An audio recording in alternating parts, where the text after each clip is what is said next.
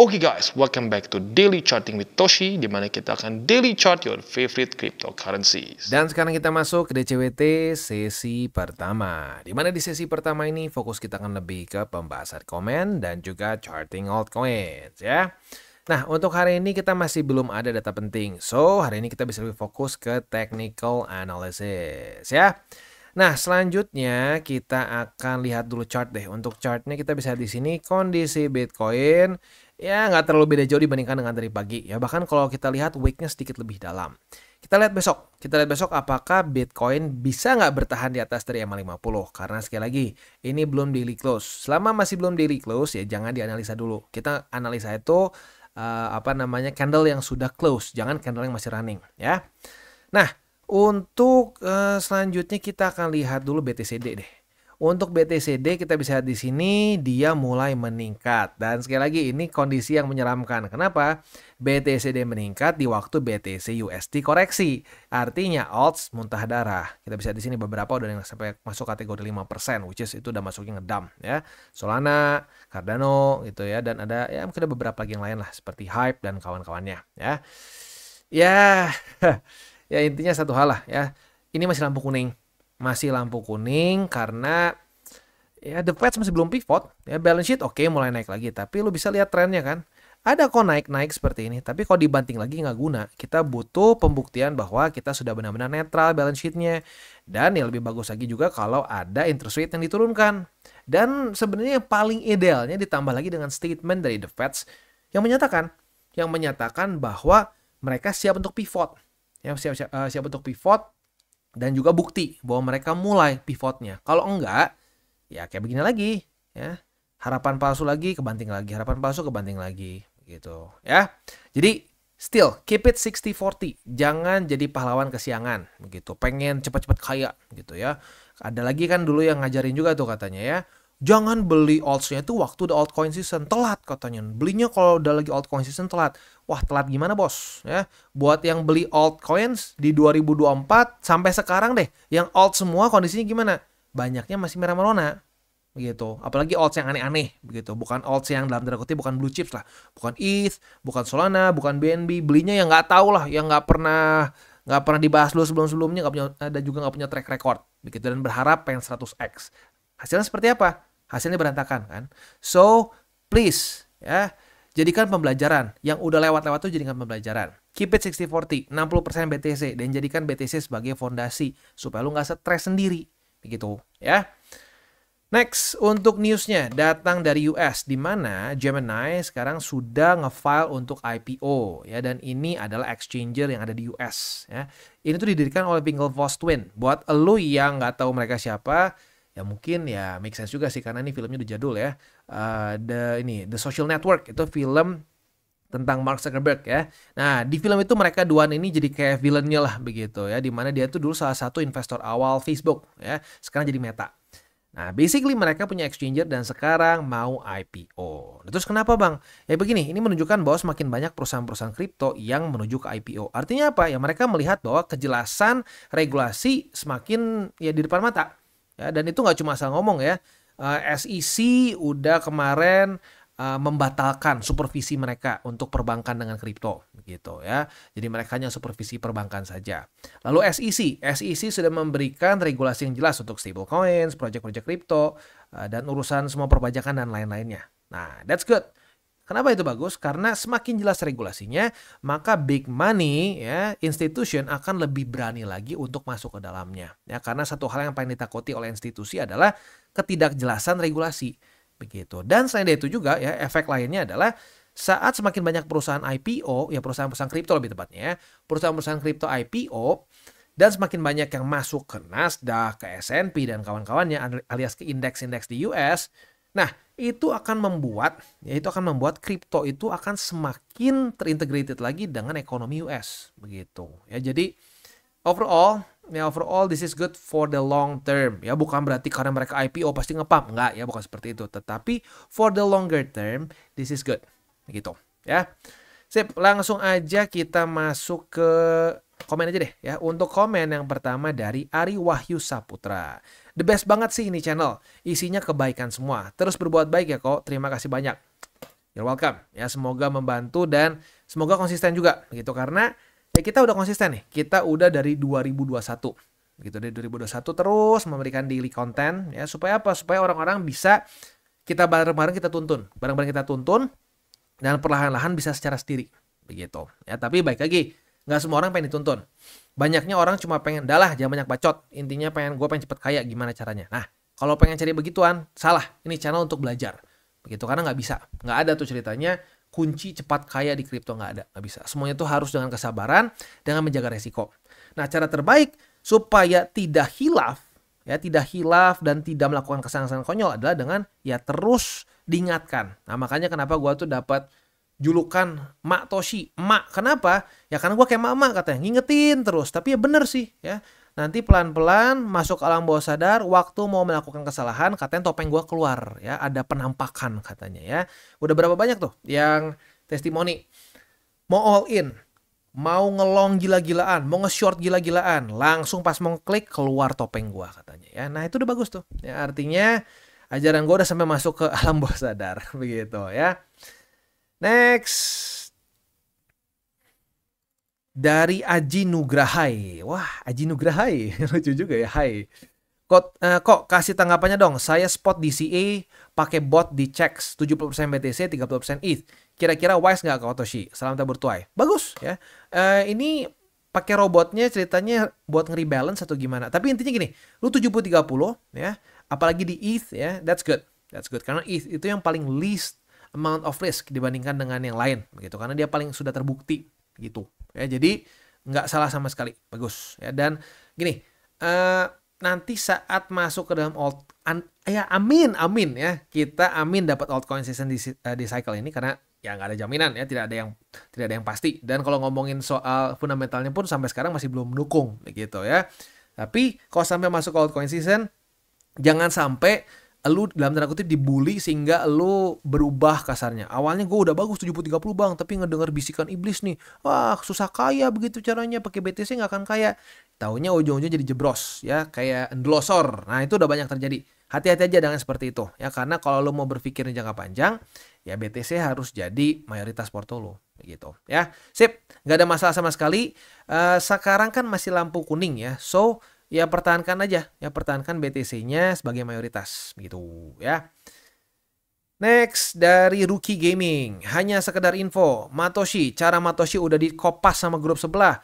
Cara atur rasio 70-30, cuma bedanya kalau Matoshi itu rasio 70-30, BTC-nya 70, alts-nya 30. Kalau grup sebelah rasio 70-30-nya 70 BTC dan stablecoin 30.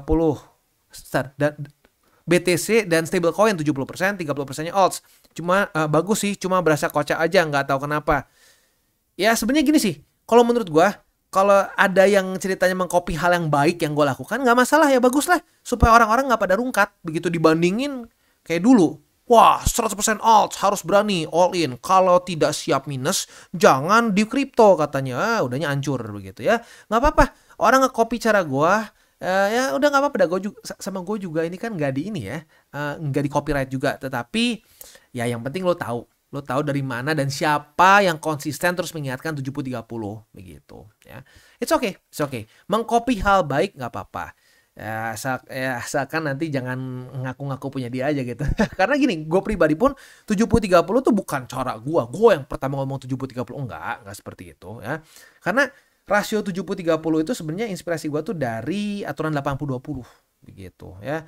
Nah, aturan 80-20 itu biasanya dulu rasio stocks dengan bonds begitu ya. Di masa-masa risk off, risk on. Nah, dari situ inspirasi. Jadi sebenarnya terinspirasi nggak apa-apa ya, cuman jangan nanti ngesok-sok punya gua nih teorinya, nggak ya. Karena gua pribadi pun ngomong 70-30 ini dari awal itu inspirasi dari itu aturan 80-20 begitu ya, yang biasanya dipakai untuk rasio stocks dengan bonds ya, dan itu sebenarnya satu aturan yang lumrah sih begitu ya. Nah, cuman ya baik lagi di kripto ya, di kripto kan banyaknya orang cacing-cacing naga-naga. Jadi aturan yang sebenarnya lumrah pun banyak yang, "Hah, apa itu?" begitu ya. Ya nggak apa lah ya. Ya semoga nanti kalau sampai masuk ke altcoin season nggak tiba-tiba berubah ya, tiba-tiba jadi ini lagi ya, dukun kripto lagi. Semuanya alts begitu ya. Ya hati-hati aja begitu, karena orang tuh kadang-kadang suka hilaf. Nanti udah masuk ke waktunya bear market, Nggak mau ini dulu, nggak mau TP, katanya holder is winner. Oh iya, siap ya. Udahnya nanti kalau masuk ke cycle baru nggak naik-naik lagi. Contohnya mana bang? Banyak ya. Decentraland, Sandbox, Racha. Meme coin sudah banyak banget lah, itu nggak usah disebut lah. Apakah naik lagi di cycle ini? Apakah berhasil lagi menemukan all time high? Nope, jauh sekali dari all time high. Begitu. Jadi ya semoga sih ya di kopinya sampai keseluruhan ya, jangan cuma kopi waktu sekarang lagi enak aja di kopi gitu ya. Next.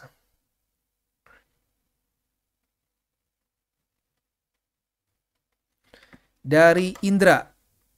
Apa ini? MBK atau apa? Mbak. Waduh, jadi Mbak ya. Tadi kan Emak, sekarang jadi Mbak. Mbak Toshi, bantu Porto jadi 3 digit. Gini, jangan targetnya itu wah, gue pengen berapa digit ya. Soalnya gini, kalau ngomongin digit ya tergantung, misalkan modal lu awalnya puluhan juta gitu ya. Jadi 3 digit ya gampang.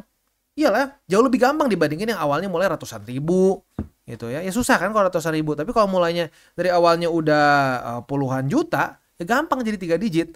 Begitu. Jadi jangan ditargetkan, wah, gua dari modal 100 ribu harus jadi ratusan digit. Kata sorry, bukan jadi ratusan digit, jadi ratusan juta. Jangan gituin. Pokoknya lu tugasnya tuh profit dulu deh. Ya udah profit, ya udah tinggal lu lihat market ngasih berapa ke lu. Itu jangan lu memaksakan, market, gue perlu ini nih, gue mau beli mobil nih, ayo naik. Jangan seperti itu ya. Sip. Next dari si Papi Bob. Pendapatnya mak, kalau udah ada profit di future TP tapi oke, ada profit di future tapi di spot 80-20 agak merah dikit ke 20-nya. 80 lumayan hijau. Terus yang mau ditanyain, enaknya profit future-nya buat akumulasi BTC apa diakumulasi yang merah-merah ya mak? Makasih sebelumnya mak, salam tabur tuai. Gini, kan lu masih 80-20 nih, berarti 80-nya tuh BTC. Ya sebenarnya kalau lu mau akumulasi yang alts yang merah-merah nggak apa-apa, karena kan masih jauh dari 60-40.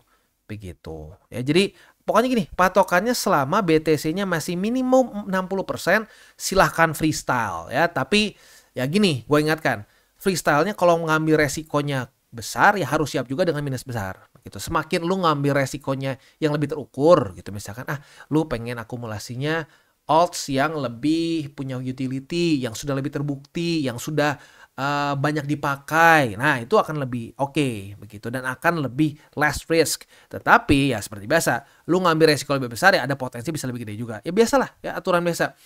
Nggak ada ceritanya lu bisa profit lebih besar dengan resiko kecil, nggak bisa seperti itu. Ya, sip. Tidak apa-apa, boleh-boleh saja. Silahkan diakumulasi ke yang merah-merah, begitu ya. Asik nih ya. Hasil profit future mau dipakai buat DCA lagi. Mantap. Next, dari Steven Siregar. Gegara kebanyakan yang keluar alt season bikin retail FOMO, jadinya dibantai deh. Ya, ada benernya sih ya. Kadang-kadang orang-orang bikin saling membuat FOMO, and then ya para bandar ya, para market maker, wah asik nih bisa digorok. Kenapa bisa digorok? Karena rata-rata yang kena FOMO itu over leverage ya. Over leverage, jadi akhirnya gampang buat digorok, makanya terjadi squeeze. Kayak tadi pagi gue bahas kan, itu 75% kurang dikit lah, 73 something persen kan tadi pagi yang terlikuidasi adalah posisi long. Artinya apa? Ya terlalu banyak yang FOMO kan, bakal naik lagi, taunya enggak, digorok. Nah ya ada benernya ya. Orang kemakan dengan FOMO karena core alt season, ujung-ujungnya dibantai. Next dari Diryu1C. Emang benar kata Bang TCI buat newbie, please fokus, jaga resiko. Jangan dengerin orang yang kayak dukun dan suka nebak-nebak.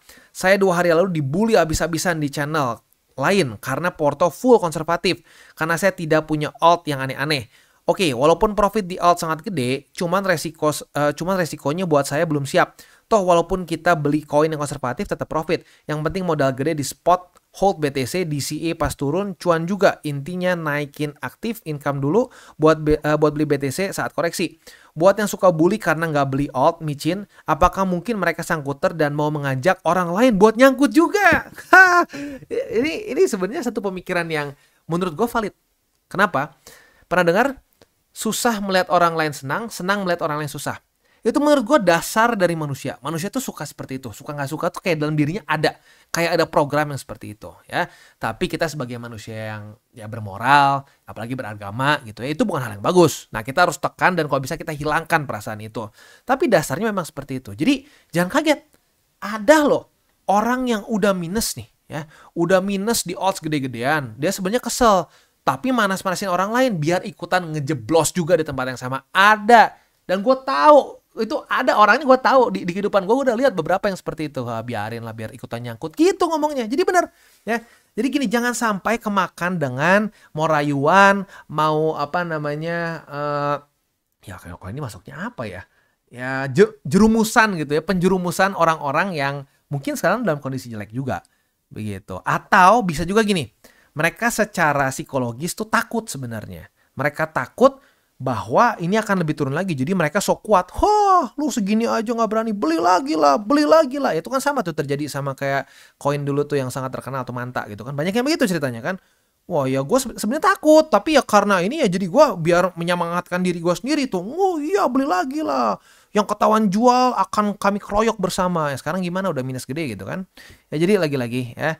Gak akan ada yang mau nanggungin resikonya lu. Jadi bener banget. Kalau lu resikonya gak siap, Jangan mau dibully oleh orang-orang itu.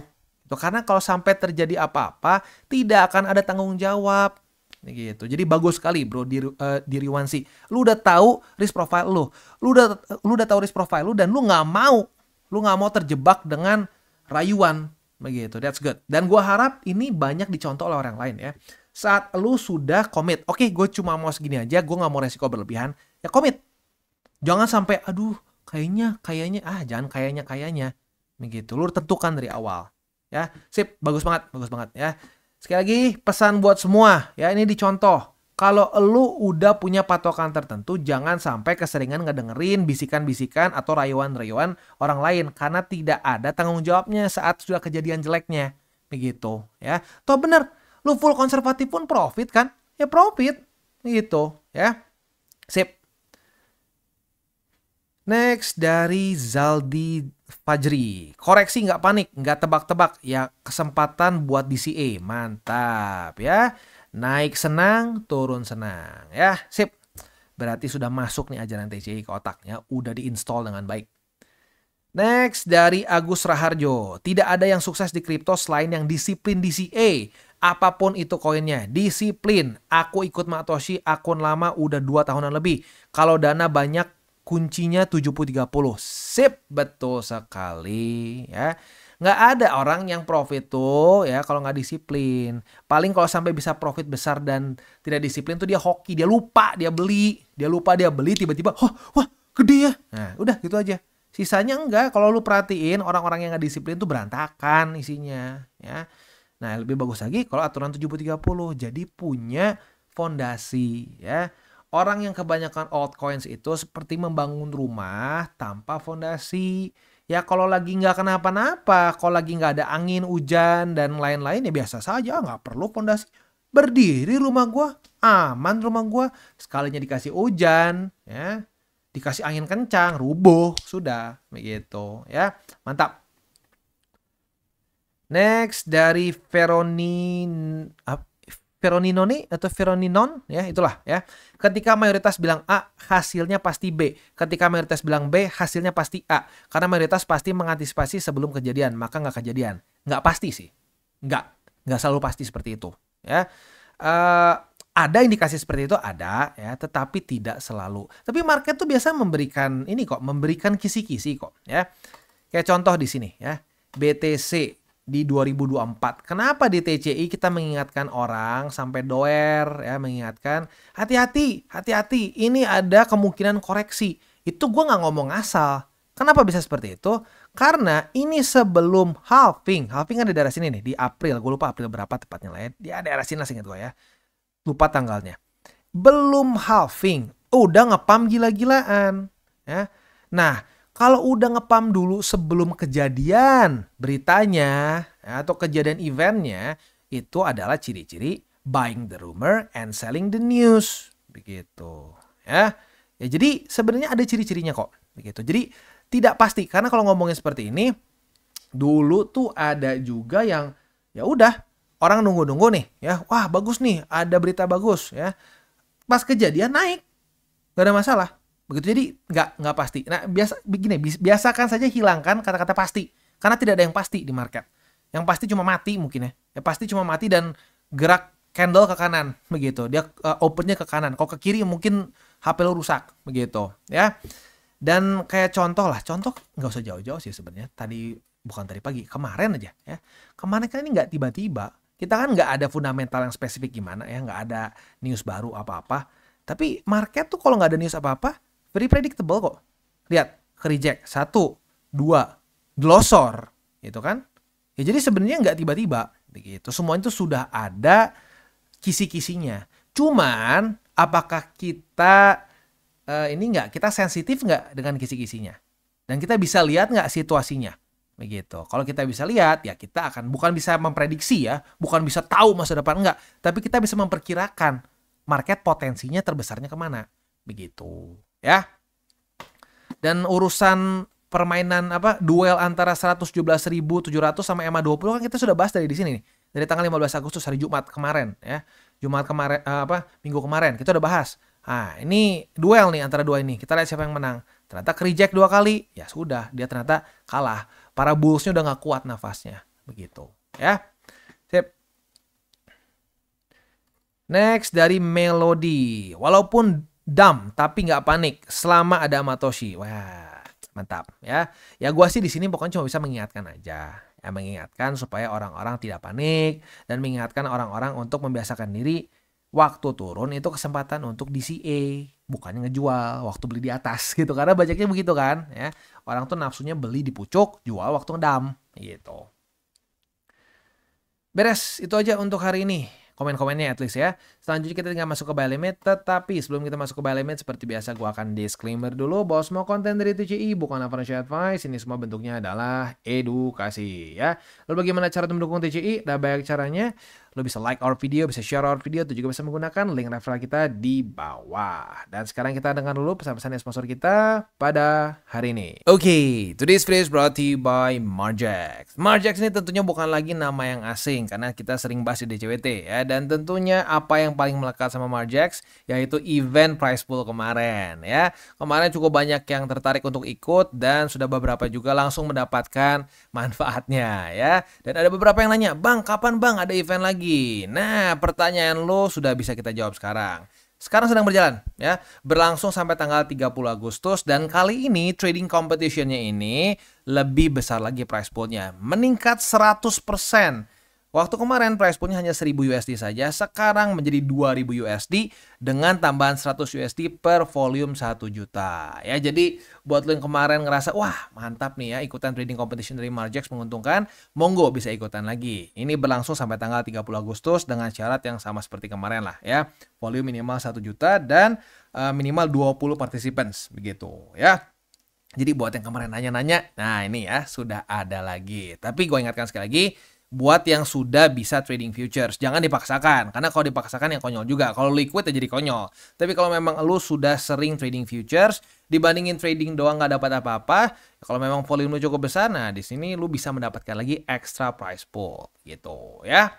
Dan selain itu juga tentunya ada ini ya, ada juga 10.000 USDT worth of bonus ya, di mana lo bisa mendapatkan plus lagi tambahan 20% untuk deposit amount dengan menggunakan promo code Toshi Crypto. Jadi buat lo yang tertarik untuk coba, silahkan, karena ada 10.000 USDT dalam bentuk bonus yang siap lo bisa dapatkan ya.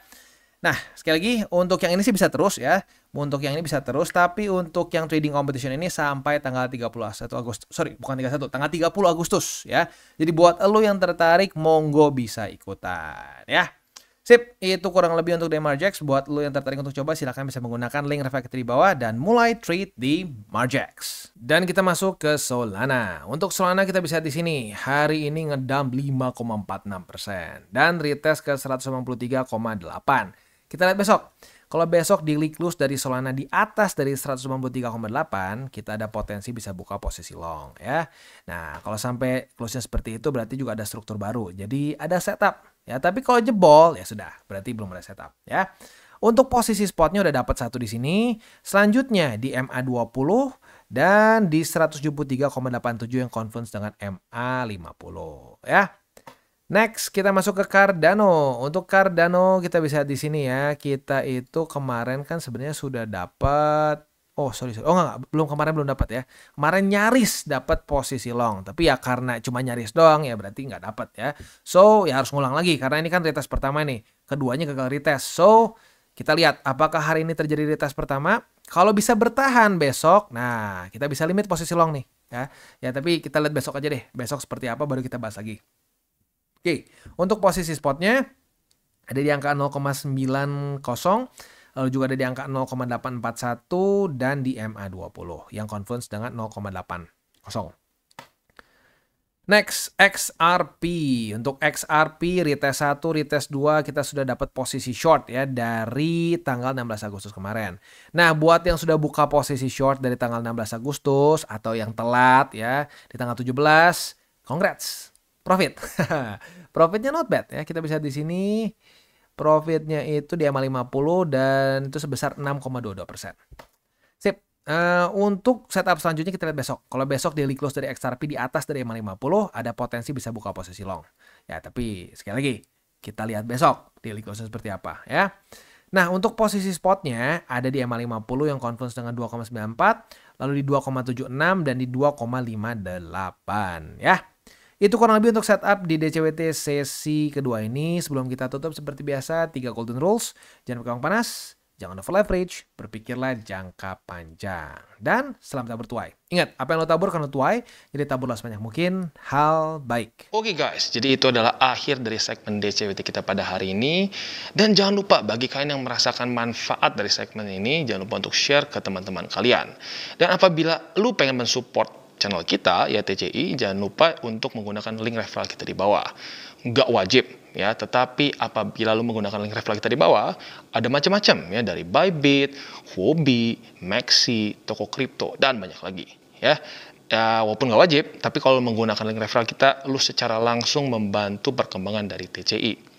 Dan satu lagi, jangan lupa juga untuk join Telegram group kita, di mana kita bisa ngobrol-ngobrol santai mengenai dunia cryptocurrency secara dua arah. So, jangan lupa untuk like, subscribe, klik the bell icon, and see you on the next video.